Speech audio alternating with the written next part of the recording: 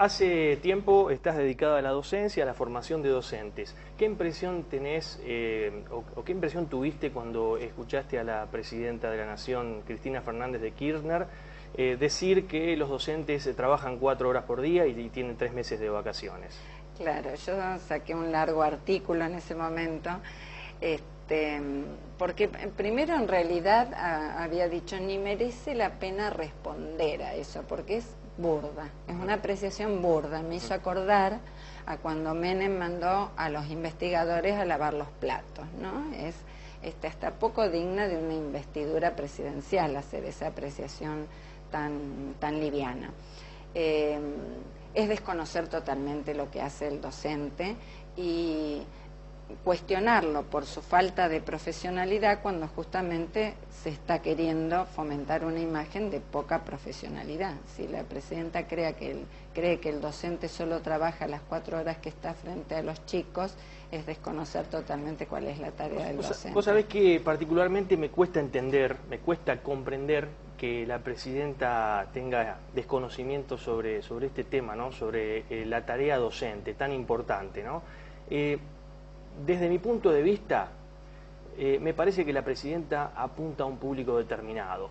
A mí me cuesta entender que la presidenta de la Nación tenga total desconocimiento de la realidad docente. Vos sabés que yo tengo esa lectura. Sí, yo creo que fue algo dicho en un momento de conflicto gremial docente, pero bueno, yo creo que no corresponde, hay que cuidar mucho esto, y sinceramente no sé a qué público se dirigiría, porque más allá de todo el cuestionamiento social que hay hacia la escuela en general, a la docencia en general, muy perjudicial y contraproducente, porque que los padres no le den autoridad a la escuela y al docente es grave, y tiene que ver con lo que comentaban recién respecto al tomar, por ejemplo, esta previa, que los chicos van borrachos a la escuela y los padres se enojan si no los dejan entrar. Yo creo que acá está en cuestión la autoridad, no solo la autoridad docente, ¿cierto? Pero en realidad yo creo que desde la función pública, tanto la presidenta como el ministerio, hay que justamente depositar cierta autoridad en los docentes, porque por empezar eso genera como un círculo, pero decía, no sé bien a quién se dirige la presidenta, porque a pesar de todos esos cuestionamientos sociales, la sociedad sabe muy bien que la escuela sigue siendo una de las caras más fuertes del Estado. Yo pongo siempre como ejemplo la década de los 90, cuando el Estado se borró de todo, que hasta ni la policía entraba a algunos barrios, en ese barrio seguía habiendo una escuela y un maestro. Cuando las inundaciones de Santa Fe, que también no se daba abasto con el desastre que supuso eso, la institución más organizada para responder a esa eventualidad tan trágica fue la escuela. Y eso, a pesar que hay muchos cuestionamientos a algunos docentes, creo que la sociedad lo reconoce. Es decir, para los barrios urbanos marginales a veces es un dispensario y la escuela las únicas manos del Estado que llega a ellos, y sigue llegando, bien o mal, con un montón de falencias, pero sigue llegando. Claro, yo creo que pasa también por, si la presidenta de la Nación hace mención, hace alusión de esa manera, creo que también esto implica una política educativa errónea, ¿no? Es decir, eso pone al descubierto notablemente, digamos, una política desacertada en la educación. Y que no condice con otras medidas, porque es verdad que a partir de estos últimos gobiernos se volvió en cuanto a normativas, se volvió a intentar darle cierta centralidad a la formación docente, porque a partir de los 90... más que darle autonomía a las provincias, lo que había hecho el Estado Nacional con la transferencia de todos los servicios a las provincias había sido de desresponsabilizarse de las políticas públicas en educación. A partir del gobierno de Kirchner se crea el INFOT, que es el Instituto Nacional de Formación Docente, que intenta otra vez, a partir de normativas reguladoras, que la política de formación docente sea una cuestión de Estado. Y entonces se van acordando en una institución colegiada políticas que las provincias tienen que ir respetando con cierto margen de autonomía, ¿no? Porque durante los 90 cada provincia hizo lo que quiso en formación docente, y realmente es una de las políticas públicas importantes para tenerla. Bien, recientemente se conocieron algunos episodios de violencia en distintas escuelas de nuestra ciudad.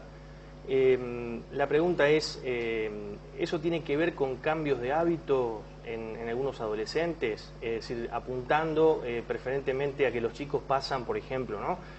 Muchas horas solos en sus domicilios, en sus hogares. Sí, más complejo aún, creo yo, ¿no? Más allá todavía. Y sí, tiene que ver con la violencia general, realmente. Por un lado, con la falta de límites, de autoridad del adulto, claro.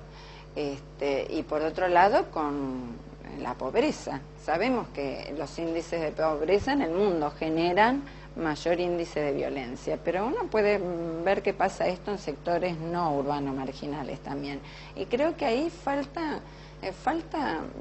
visualizar la autoridad y que el docente y el padre vuelvan a ser aliados, no en contra del chico, sino a favor del chico, porque creo que los chicos y los adolescentes y los jóvenes necesitan contención, y los límites bien puestos es una forma de contención. Como te decía antes, yo no puedo entender que un padre permita que su hijo vaya alcoholizado a la escuela, no por problemas familiares, sino como una broma, por hacer la previa, y que vaya a violentar a la escuela porque la escuela no le permite entrar en ese estado. Para dar un ejemplo, ¿no? Hay muchísimos otros. Días pasados leía un informe de los adultos, de los padres, que decía que algunos padres no concurren a las escuelas cuando son llamados por los docentes, y no precisamente por desinterés, sino que por falta de socialización. Tienen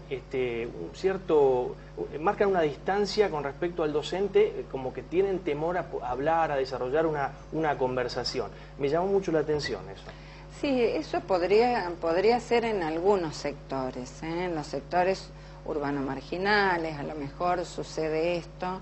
No lo veo como algo muy común en otros sectores, porque al contrario, en tal caso, además es imposible hacer generalizaciones, ni con los docentes ni con los padres, ¿cierto?